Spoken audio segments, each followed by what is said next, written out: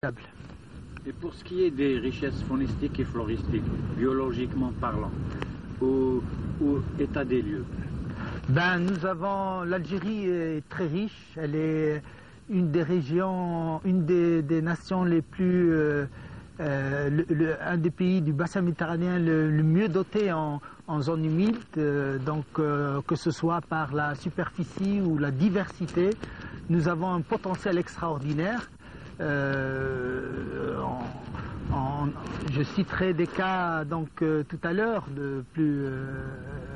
des exemples qui illustrent mes propos. Simplement, je veux dire que ces sites sont à peine connus sur le plan scientifique. Donc, il nous faut les connaître, approfondir nos connaissances sur leur structure, leur fonctionnement, mais aussi les faire partager par à la fois le grand public, les gens du coin doivent comprendre qu'ils ont un trésor, une véritable richesse nationale que nous avons, et ensuite en fait sensibiliser aussi les décideurs à tous les niveaux, que ce soit l'APC, la wilaya, etc. et pour justement ensemble travailler de concert pour préserver et pourquoi pas en fait développer ces richesses et en tirer un profit. Les riverains, les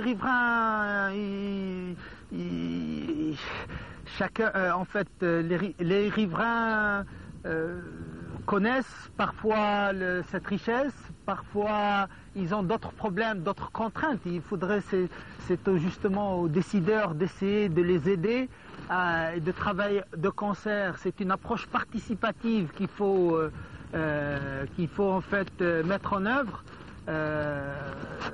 pour que le développement de la région, par exemple ici, se fasse dans le cadre d'un développement durable.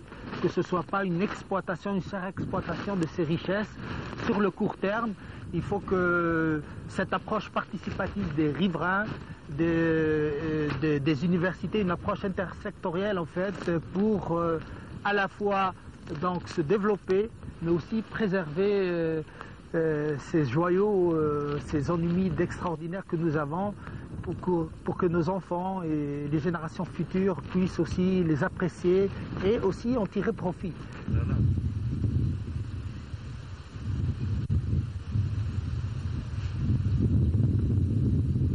Monsieur Samraoui, peut-on aborder le côté avophonistique dont jouit le complexe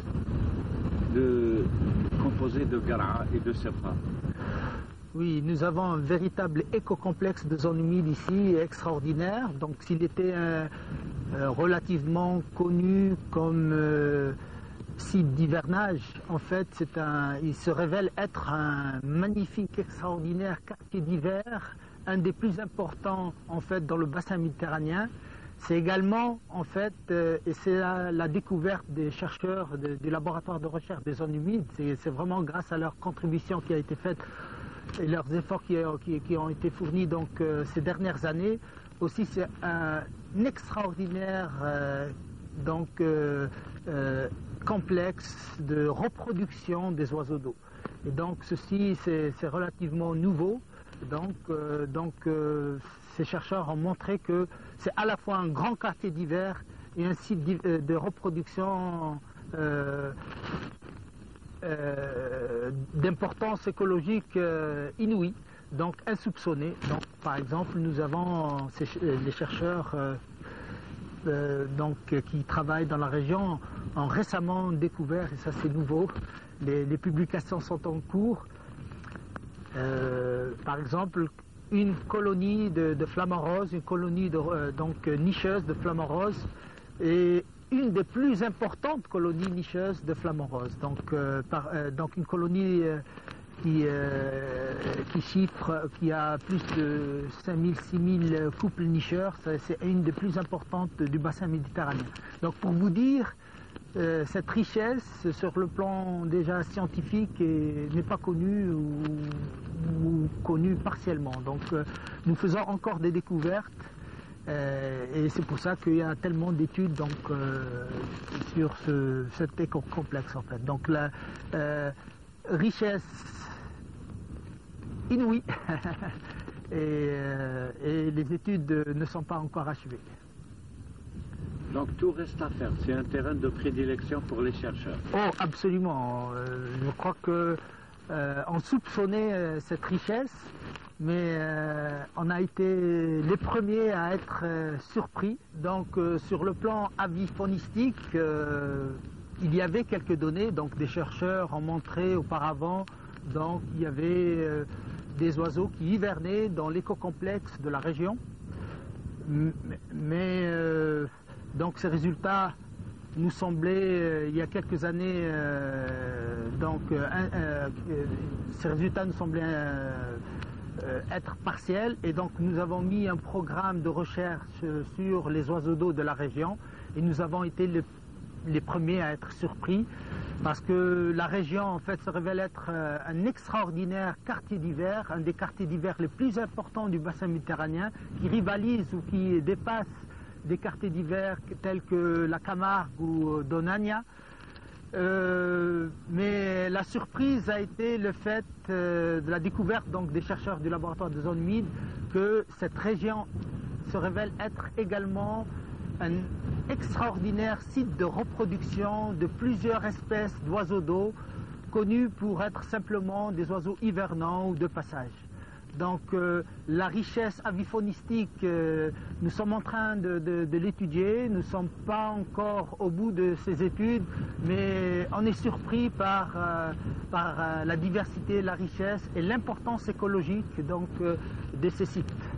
Pouvez-vous nous en citer quelques espèces? Oui, parmi les espèces donc, découvertes par les chercheurs du laboratoire de recherche des zones humides de l'Université d'Annaba, donc une espèce connue uniquement comme hivernant, dont l'effectif était estimé à 5000 individus. Bon, c'est le flamant rose. Nous avons découvert que le flamant rose est une espèce nicheuse dans la région et qu'en fait, la colonie nicheuse de la Galathese moule se révèle être une des plus importantes du bassin méditerranéen avec plus de 6000 couples nicheurs. Donc nous avons des effectifs allant entre 40 000 et 80 000 oiseaux. Donc pour vous dire que l'importance ornithologique de la région a été trop longtemps sous-estimée. Qu'en est-il de la flore? Mais il est clair que la flore aussi n'a pas été travaillée. Elle est d'une richesse extraordinaire dans les années où il pleut. C'est un véritable kaléidoscope de couleurs, de formes. Il faudrait... Qui risque varier. Je crois que là aussi il y a énormément de choses à découvrir. Et du point de vue formation? Oui. Le labo a pour vocation, une triple vocation, donc c'est la recherche, la formation des chercheurs et aussi une vulgarisation, donc à la fois le volet conservation qui inclut le volet donc vulgarisation, et c'est qui explique un peu ma présence aujourd'hui. En fait. Donc nous mettons l'accent sur la formation de chercheurs qui peuvent donc contribuer effectivement à la fois à tirer profit de cette richesse et également à la conserver, à la préserver. Donc c'est le but principal en fait du laboratoire de recherche des zones humides. Le complexe de zones humides de Ombouagui est composé de plans d'eau salés à saumâtre, au sepra, et de prairies ou chottes. Là-bas, la végétation peu étudiée est représentée par deux importantes grandes familles, les Chenopodiacées et les Aisonacées. Les caractéristiques écologiques sont dominées par des facteurs limitants comme la présence de l'eau et la salinité, auxquelles certaines espèces végétales sont liées, à l'image des atriplex et les salicornes pour les plantes, et le flamant rose et le tadorne de Belon pour les oiseaux.